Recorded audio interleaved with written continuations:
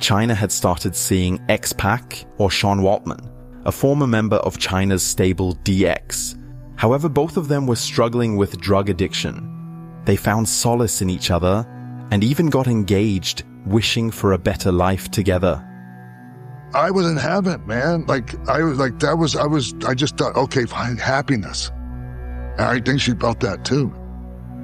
But their relationship was highly dysfunctional. Chyna got fired from New Japan because she was late to scheduled meetings, or didn't show up at all.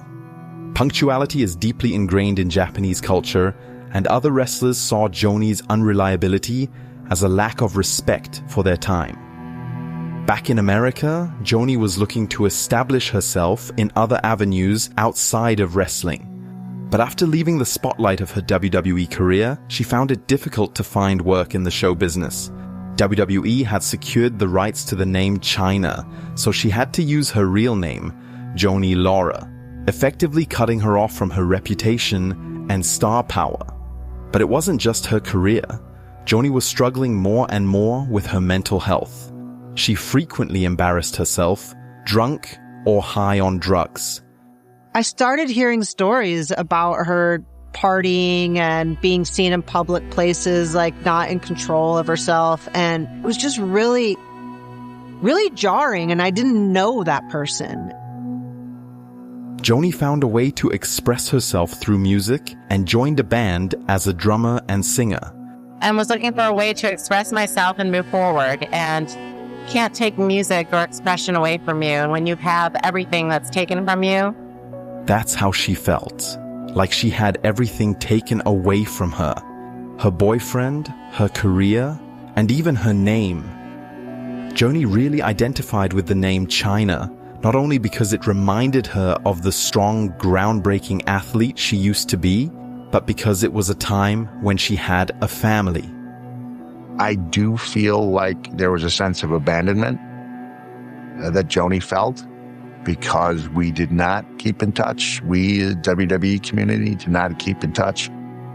She went from having that family at the WWE to really being on her own. When Joanie refused to lose the Women's Championship in her match against Lita, many wrestlers that she once considered friends became distant.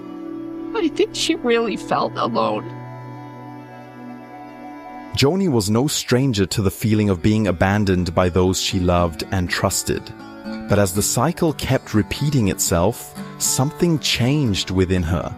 She developed a psychological shielding mechanism that would forever keep her isolated. This all came to a head in 2005. But until then, it was 2 years of purgatory.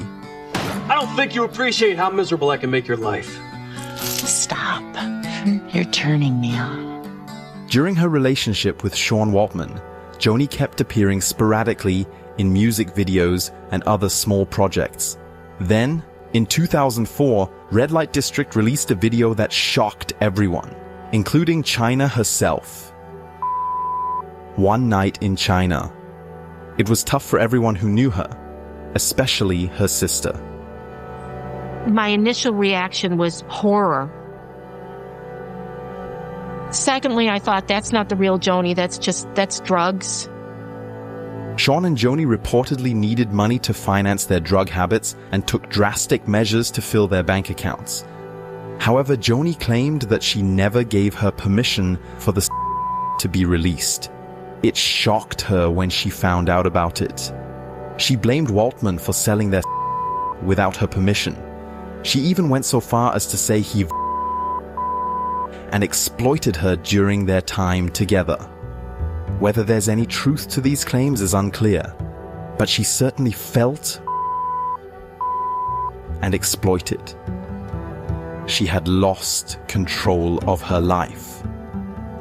Chyna described the release of the as something that happened to her. It deeply affected her mental health and how she viewed herself. Still, she stayed together with Sean. The reason? A deep loneliness. Sean could relate. She was a very comforting and felt like a safe place for me.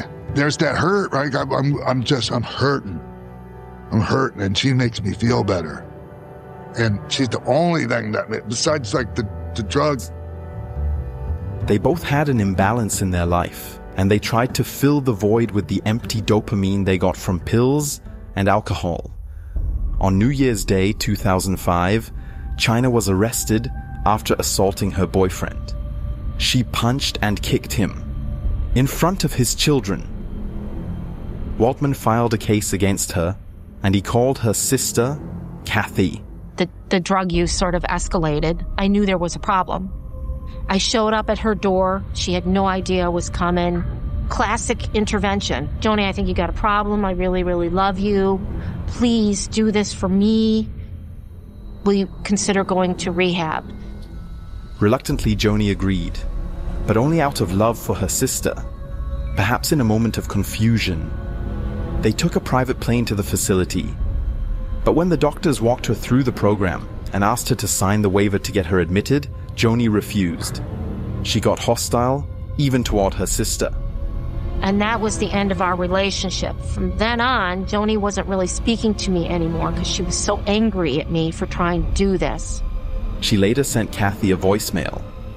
"I can't believe you deserted me."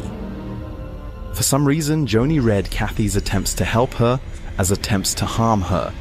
It wasn't the first time she lost someone close after visiting a rehab clinic.